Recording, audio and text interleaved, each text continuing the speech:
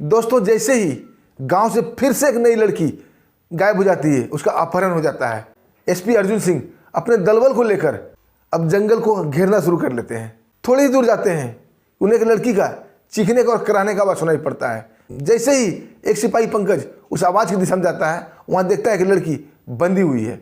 जैसे ही वो आगे बढ़कर देखता है, वो लड़की कोई और नहीं, उनके ही सिपाही टीम की एक सिपाही थी, सीमा। पंकज उसका हाथ खोलने के लिए आगे बढ़ता है, तभी दोस्तों झाड़ियों से एक फायर होता है, धाएं। पंकज अपने आप को बचाता हुआ जमीन पर लेट जाता है। तभी दोस्तों एसपी साहब अलर्ट हो जाते हैं और अपना पिस्टल निकालकर जहाँ से फायर आया था वहाँ तड़ातड़ 2 फायर करते हैं, दाएं दाएं। एक चीख से वातावरण गूंज जाता है, लेकिन वो अंधेरे का फायदा उठाकर भाग जाता है। एसपी साहब मंद मंद मुस्काने लगते हैं। वो मुस्का इसलिए रहे थे कि उनके जाल में लड़की को अपहरण करने वाला गैंग पूरा फंस चुका था।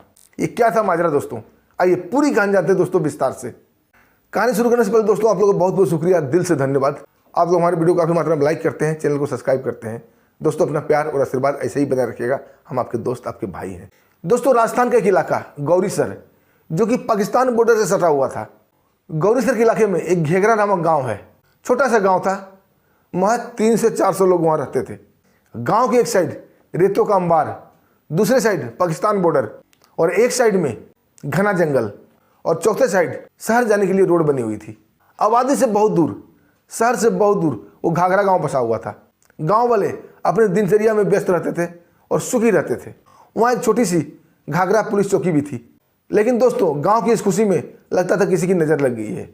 अब दोस्तों आए दिन गाँव से जवान और खूबसूरत लड़कियाँ गायब होने लगी थी और ये कारनामा निरंतर हो रहा था। लगभग डेली कोई न कोई लड़की गायब हो जाती। गांव वाले के बीच कई तरह की अफवाह गर्म था। कोई कहता था कि कोई लड़की चुराने वाला गैंग आ गया है, तो कोई इसे भूत प्रेत मानता था, तो कोई इसे प्राकृतिक आपदा मानता था। मतलब जितनी मुंह उतनी बातें होती थी। दोस्तों गांव वाले पुलिस चौकी में कई बार जाकर रिपोर्ट दर्ज करा चुके थे, लेकिन पुलिस वाले इस मामला को साधारण सा समझकर छोड़ देते थे। कोई भी निष्कर्ष नहीं निकल पा रहा था और लड़कियां आए दिन कोई न कोई गायब हो रही थी। पूरे गांव वाले इकट्ठा होकर गांव के मुखिया सरजूमल के पास जाते हैं। अब बोलते हैं, मुखिया जी आखिर क्या करें, जब हमारे घर की इज्जत ही सही नहीं रहेगी तो हम लोग जी कर क्या करेंगे। मुखिया सरजूमल काफ़ी गंभीर हो जाता है और सबको लेकर दोबारा वो पुलिस चौकी जाता है। पुलिस के दरोगा साहब बोलते हैं कि बाबा हम लोग यहाँ पर ढूंढने की कोशिश कर रहे हैं, जैसे ही मिल जाएगी आपको सूचित कर देंगे। अरे पुलिस वाले कोई जादू की छड़ी थोड़े घुमाते हैं कि छड़ी घुमाए और लड़की हाजिर हो गई। हम लोग भी प्रयत्न कर रहे हैं, प्रयास कर रहे हैं, आप लोग निश्चिंत रहिए। गांव में हम 2 पुलिस वाले को लगा देते हैं। और दरोगा साहब ने गांव में 2 पुलिस वाले को छोड़ दिए। लेकिन दोस्तों इससे कोई फर्क नहीं पड़ा और तीसरे दिन ही मुखिया सरजूमल की बेटी कजरी गायब हो जाती है। दोस्तों अब गांव में कोहराम मच चुका था और सब्र की सीमा भी समाप्त हो चुकी थी। अब गांव वाले मुखिया सरजूमल के साथ इकट्ठा होकर चले जाते हैं शहर और वहाँ जाकर एसपी साहब के ऑफिस में धरना प्रदर्शन शुरू कर देते हैं। वहाँ शोर शराबा सुनकर एसपी साहब बाहर निकलते हैं। एसपी साहब नए नए थे, अब बहुत ही ईमानदार, बहुत ही बहादुर, बहुत ही ऑनेस्ट टाइप के एसपी थे। उनका नाम था अर्जुन सिंह। जब अर्जुन सिंह गांव वाले से मिलते हैं और गांव वाले एक एक करके उन्हें अपनी आपबीती सुनाने लगते हैं, तो अर्जुन सिंह काफ़ी गंभीर हो जाते हैं और मुखिया सूरजमल से बोलते हैं, ठीक है बाबा आप जाइए गाँव, मुझे अपना एड्रेस नोट करा दीजिए, हम आकर आपकी समस्या गाँव में ही निपटते हैं। मुखिया सरजूमल अपना एड्रेस उन्हें लिखाता है और चला आता है। दूसरे दिन एसपी साहब अपनी टीम के साथ उस गांव में पहुंचते हैं, घाघरा बस्ती में। एसपी साहब को पहुंचते ही वहाँ एक पंचायत जमा हो जाती है। जब एसपी साहब वहाँ के बारे में पूछने लगते हैं कि लड़कियाँ कैसे गायब हो रही है, आखिर क्या करती है, कहाँ जाती है, कहाँ नहीं जाती है और क्यों गायब हो जाती है, दोस्तों एक एक करके लोग वहाँ बताने लगते हैं कि साहब हमारे घर में बेटी गई थी जंगल लकड़ी काटने, वहाँ से गायब हो गई। कोई बोलती है दुकान गई थी, वहाँ से गायब हो गई। कोई बोलती है रात को घर में सोई हुई थी आंगन में, अपने आप गायब हो गई। कोई बोलती है कि शहर की तरफ जा रही थी, गायब हो गई। दोस्तों एसपी साहब इस निष्कर्ष में पहुंचते हैं कि कोई न कोई माजरा जरूर है और इस काम में कोई न कोई गांव वाला भी मिला हुआ है। ये मामला देखने में जितना आसान लग रहा था, जितना सीधा लग रहा था, उतना सीधा था नहीं। ये मामला बहुत ही पेचीदा और टेढ़ा हो चुका था। एसपी अर्जुन सिंह मुखिया सूरजमल से बोलते हैं कि मुखिया साहब आप थोड़ा सा धैर्य बनाए रखें, इस मामला का निपटारा मैं कर दूंगा, लेकिन तब तक आप सतर्क रहें। कोई भी लड़कियाँ अकेले कहीं भी ना जाएं और कोशिश ये करें कि लड़कियाँ घर से बाहर ही ना निकले। और दोस्तों एसपी साहब अपनी टीम के साथ गांव से बाहर आ जाते हैं और वहां पर आकर एक गुप्त मंत्रणा करने लगते हैं और 2 सिपाही को सादे वर्दी में, सादे कपड़े में गांव में भेज देते हैं, गांव वाले के भेष बनाकर, ताकि गांव वाले के रूप में वहां पर रहे और सारा माजरा को समझे कि माजरा क्या है। और उनकी एक लेडी कांस्टेबल थी सीमा, जो कि बहुत ही बहादुर थी, उसको भी गांव वाली के भेष बना देते हैं, गांव वाली लड़की के भेष बनाकर गांव में छोड़ देते हैं। और जो 2 सिपाही थे पंकज और राजू, जो कि गांव वाले के भेष में थे, उन्हें निर्देश देते हैं कि तुम निरंतर सीमा पर नज़र गड़ाए रखना, और सीमा को भी निर्देश देते हैं कि तुम गांव के बाहरी एरिया में घूमते रहना। दोस्तों 2 दिन तक कुछ भी नहीं होता है, लेकिन एक चीज़ बड़ा ही संदिग्ध लग रही थी। उस जंगल की दिशा से रोज एक गाड़ी आती थी, जो कि काली कलर की थी। अंधेरे में देखने से पता नहीं चलता था कि कोई गाड़ी है।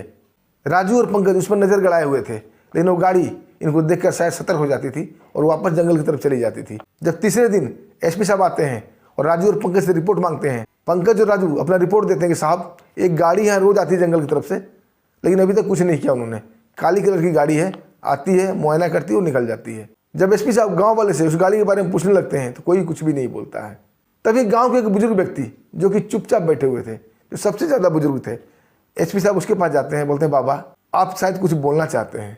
वो बूढ़ा व्यक्ति बोलता है कि बेटा जब से ये गाड़ी आ रही है तभी से लड़कियां गायब हो रही है। इस गाड़ी को मैंने भी कई दफ़ा देखा है, मैंने गांव वाले को भी बताया है, लेकिन गांव वाले यकीन नहीं करते और इसे तंत्र मंत्र भूत प्रेत मानते हैं। अब एसपी साहब को विश्वास हो चुका था कि अपराधी उनके पहुंच से दूर नहीं है। एसपी साहब शहर जाते हैं और बड़े अफसरों को सारा माजरा बताते हैं और बोलते हैं साहब कोई टीम सक्रिय है, ये मामला छोटा मोटा नहीं है, मुझे आपकी सहायता पड़ेगी और पुलिस टीम की भी आवश्यकता पड़ेगी। अब बहुत सारा पुलिस वाले को लेकर आते हैं और जंगल को चारों तरफ से घेर लेते हैं और सबको सख्त निर्देश दिया गया था कि बिना मेरा परमिशन से आगे नहीं बढ़ना। तभी दोस्तों एक शाम बड़ा ही आश्चर्य हो जाता है कि सीमा को कुछ लोग उठाकर ले जाते हैं, वही काली कलर की गाड़ी में।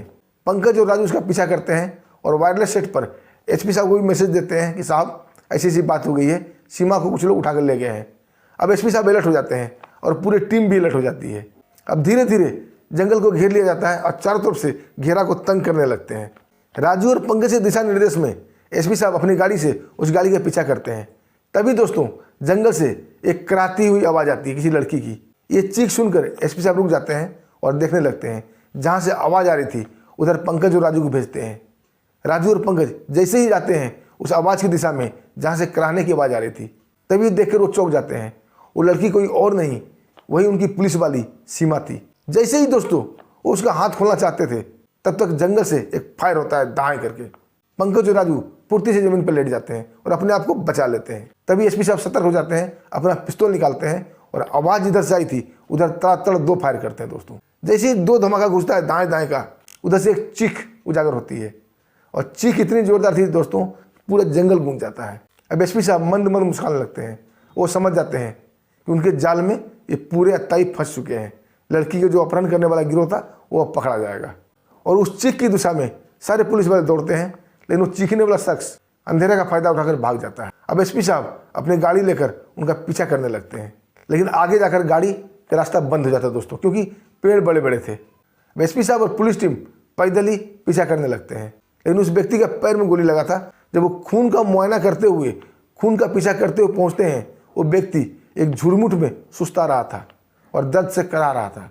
एसपी साहब उसे पकड़ लेते हैं और उससे पूछने लगते हैं कि तुम कौन हो। तभी वो कराते हुए बोलता, साहब मुझे कुछ नहीं मालूम, हमें बस टास्क ये दिया जाता था कि लड़की को किडनैप करना है और हवेली में पहुंचा देना है। हवेली के नाम सुनते ही एसपी साहब चौंक जाते हैं, बोलते तुम किस हवेली की बात कर रहे हो। तभी दोस्तों वो काली कलर की गाड़ी वहाँ जाती है। उसमें से 4-5 लोग थे जो एसपी साहब की ओर फायरिंग शुरू कर देते हैं। एसपी साहब और उनका टीम जवाबी फायरिंग करता है। उस गाड़ी में से कुछ लोग मारे जाते हैं और कुछ लोग जिंदा ही पकड़ लिए जाते हैं। उन लोगों को भी पकड़कर उस घायल आदमी के पास लाया जाता है। उनसे ही पूछताछ शुरू हो जाती है, लेकिन वो कुछ बताने के पक्ष में नहीं लग रहे थे। वो काफ़ी डरे हुए थे और हकला रहे थे। एसपी साहब अपना पिस्टल निकालते हैं और बोलते हैं कि मुझे फालतू पूछने और फालतू बोलने की आदत नहीं है, या तो तुम बताओ नहीं तो मैं तुझे शूट कर दूंगा। दोस्तों जैसे ही एसपी साहब पिस्टल का ट्रिगर दबाना ही चाहते थे, वो आदमी का तिरपन काँप उठता है। बोलता साहब मैं सब कुछ बताने वाला हूँ, और बताता है कि इस जंगल में एक हवेली है, ऊपर से खंडहर नुमा है, लेकिन नीचे बड़ा ही अच्छा व्यवस्था बनाया हुआ है, सारा सुख सुविधा बनाया हुआ है और वो अंडरग्राउंड है। और बड़े बड़े लोग यहाँ पे आते हैं और यहाँ अय्याशी करते हैं। गांव की सुंदर सुंदर लड़कियों को उठा के यहाँ ले जाया जाता है और यहाँ से पाकिस्तान बॉर्डर पार करा दिया जाता है और वहाँ से उन्हें काफ़ी पैसे में बेचा जाता है। दोस्तों ये सुनते ही एसपी साहब की रूह काँप उठती है और बिना देर किए एसपी साहब उन तीनों को शूट कर देते हैं और अपने पुलिस टीम को लेकर फटाफट उसके बताए हुए निर्देश पर चले जाते हैं। दोस्तों बाहर से खंडहरनुमा हवेली दिख रही थी। एसपी साहब अपने पुलिस बल के साथ चारों तरफ से उसे घेर लेते हैं और पुलिस टीम को निर्देश देते हैं कि एक परिंदा भी पर ना मार सके, कोई भी निकले, कोई भी भागे, उसे शूट कर देना है।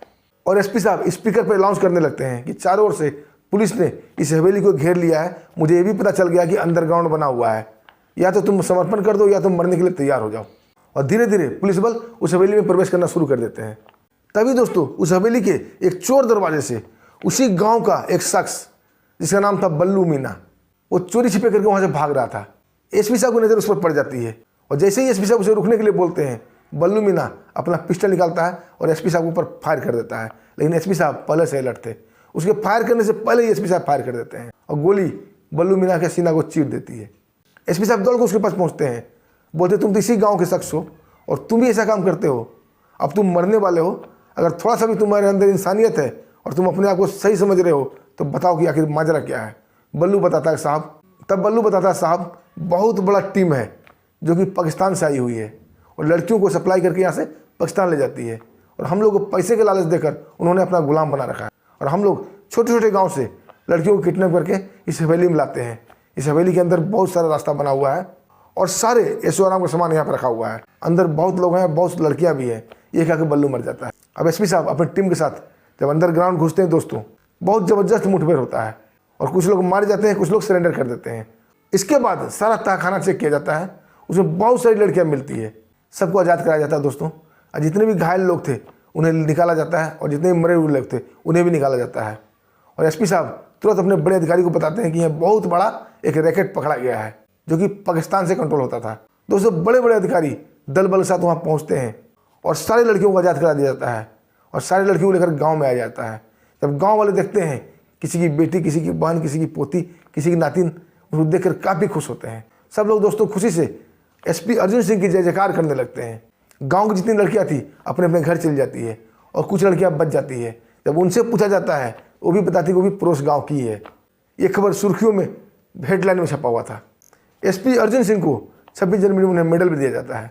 दोस्तों कैसी लगी आपको कहानी पसंद आई तो वीडियो को लाइक कीजिएगा, चैनल को सब्सक्राइब कीजिएगा। दोस्तों फिर मिलते हैं एक शानदार बढ़िया कहानी के साथ, तब तक के लिए हमें आज्ञा दीजिए। नमस्कार, जय हिंद।